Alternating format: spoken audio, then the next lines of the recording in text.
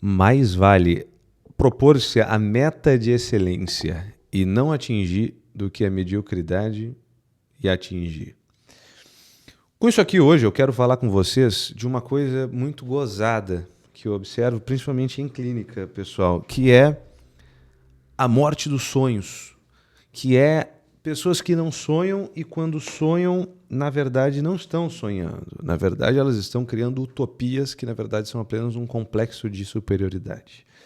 E é disso que eu quero falar hoje aqui com vocês. Eu não sei por que eu decidi fazer esse vídeo, se era hoje de manhã, eu estava lendo alguma coisa sobre isso. Eu sei que hoje de manhã eu estava pensando em 2 tópicos de vídeo. Esse que vai sair depois, talvez amanhã, que vai ser sobre velocidade de foguete. É assim que eu penso para os vídeos aqui. Mas o de hoje é desse, metas de excelência, que eu pensei e não anotei, mas aí eu elaborei de outro modo aqui, associando essas duas coisas. Sonhos e psicologia adleriana. Vocês não estão acostumados a ouvir, o Alfred Adler é um dos discípulos de Freud também, dissidente dele, né?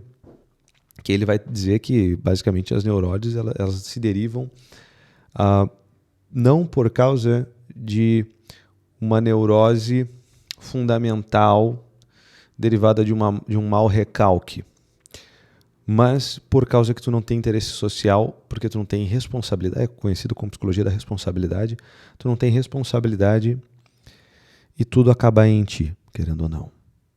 Tá, vamos lá.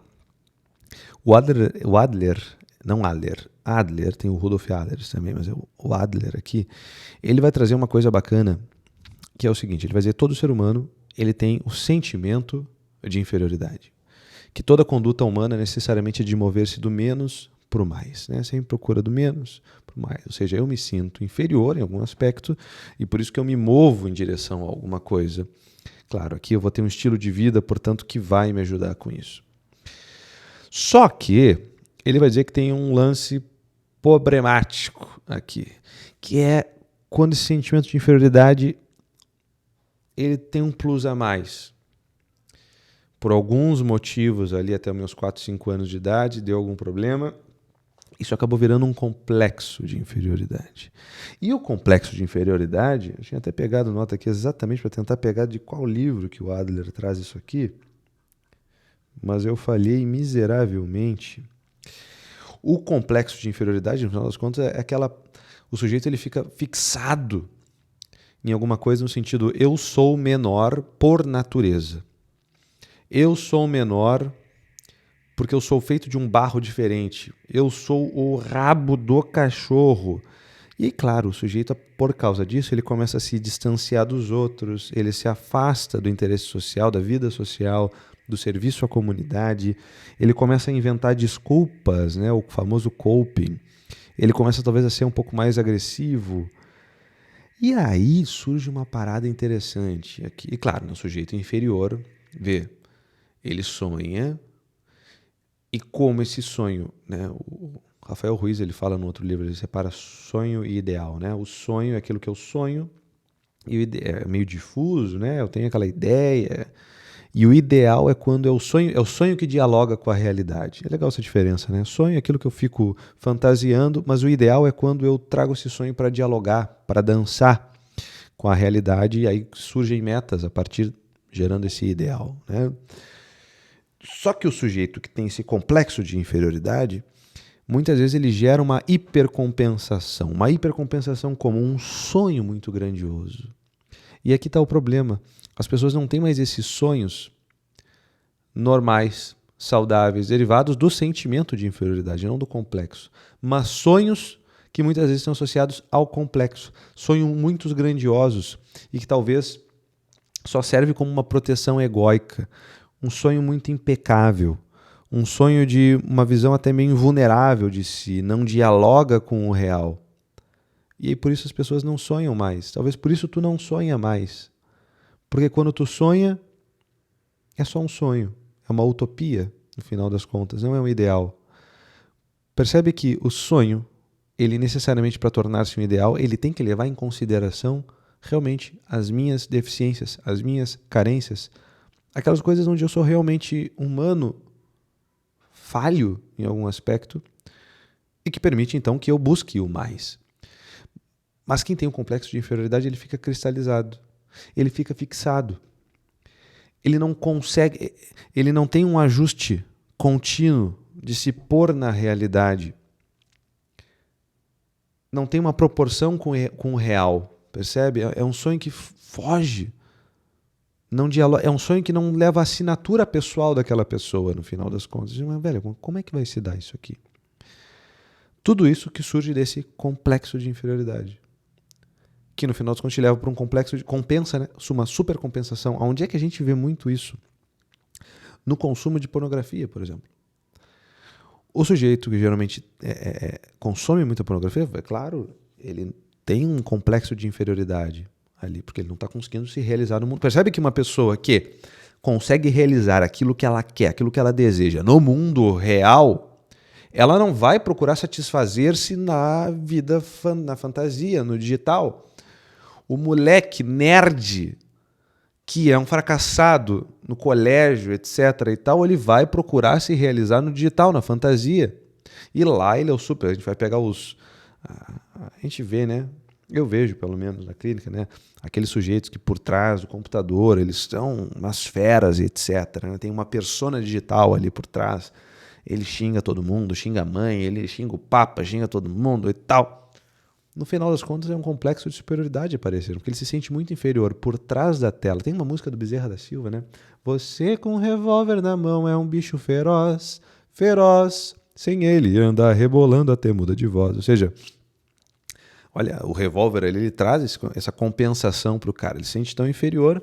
Nossa, cara, sem isso aqui eu não sinto nada. É tipo sujeito com computador, às vezes, para questão da pornografia, eu não consigo as mulheres que eu gostaria. Eu tenho uma grande frustração, eu tenho um complexo por trás aqui. Às vezes eu até consigo mulheres, mas não é suficiente, cara. Eu não consegui, talvez, aquela que eu queria.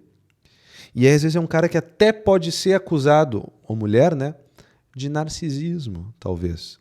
E narcisismo, muitas vezes, pode ser lido como só esse complexo de superioridade, onde o sujeito ele é agressivo, ele é isolado, ele não tem amigos, ele não consegue se relacionar com os outros, família já é uma coisa complicada, não consegue servir muito bem a comunidade, mas se serve também é meio distante, é uma coisa muito fria, é um humor muito frio. Isso aqui é muito interessante. E percebe? Às vezes tu tem, então, depende de como tu vai compensar, né, isso aqui. Os sonhos que vão derivar desse complexo de inferioridade não vão ser sonhos reais, não vão ser sonhos que algum dia vão ver a luz do dia. Por quê? Porque eles têm ali só uma função de proteção egóica, uma função de proteger esse complexo de superioridade. Ele não dialoga com as verdadeiras vulnerabilidades que eu tenho e o sentimento de inferioridade saudável que eu deveria ter e que me move a transformar esse sonho no ideal e que, portanto, me leva a passos a serem realizados e eu finalmente conseguir realizar alguma coisa na diaba da vida. Percebe? Isso é muito comum, as pessoas não sonham mais. Isso é um problema, talvez porque também não tem capacidade imaginativa. A gente está sempre no celular aqui e tal, não tem, a imaginação não é mais trabalhada, e, portanto as formas espirituais já não são atingidas e a gente só pensa merda, porque é fornecido pela arte atual, é só, sei lá, esfregação, é funk, é o sertanejo, são formas afetivas muito ridículas. O sujeito fica pautando a vida num prazer, numa vida hedônica, buscando só o prazer ali, imediato, etc. e tal, e não sonha mais. Claro, então percebe, se ele assume só o complexo de inferioridade, por que eu vou sonhar se eu sou um merda? Por que eu vou sonhar? Eu não vou conseguir realizar. Percebe? Isso é um julgamento. Isso já é uma categorização, eu sou um merda. Ponto. Fudeu. Minha vida acabou. Não é assim? Ué, mas eu sou merda, mas dá pra deixar de ser um merda. Merda é adubo, eu posso adubar alguma coisa aqui, fazer, né? Dá pra ir adiante. Aqui seria o sentimento de inferioridade. E não uma hipercompensação. Então pensa comigo nessa frase. Mais vale eu propor a meta de excelência e não atingir, seria o sonho, do que a mediocridade e alcançar. Porque é aquela coisa, né? Eu posso mirar em Marte, mas se eu acertar a Lua, show de bola, meu ideal, ele está em andamento. Porque de fato, meu sonho, ele é um sonho, ele está somente fantasia. Mas ele precisa se concretizar. Sonhem. As pessoas não sonham mais. E o problema é que não sonha mais, a vida fica chata, a vida fica podre, a vida fica fétida, a vida fica ruim. Sonhe, né? Muitas vezes, o que é o ideal de céu? Muitas vezes, se não um sonho, né? Coisa alta, de ir do menos para o mais, para o supra-sumo do mais, né? Sei lá. Tá bem? Volte a sonhar. Tinha preparado algumas perguntas até, que era qual sonho, né, que pode ser uma armadura de superioridade, qual sonho que pode virar um ideal? Essa é a questão, né? Que a tua performance de hoje ela não seja só uma armadura de invulnerabilidade para tu não olhar para as tuas vulnerabilidades, para as tuas funções psíquicas mal desenvolvidas, que esse ar de superioridade deixe de ser uma defesa contra a vergonha que tu sente, talvez, das tuas deficiências. A curto prazo isso funciona, mas a longo prazo tu só fica sozinho, solitário, isolado e pouco produtivo. Tá bem? Esse é o nosso vídeo de hoje. Se tu gostou, comenta aqui embaixo, curte, se inscreve no canal, é importante, tá bom? Fiquem com Deus, não façam nada que eu não faria e até a próxima. Tchau, tchau.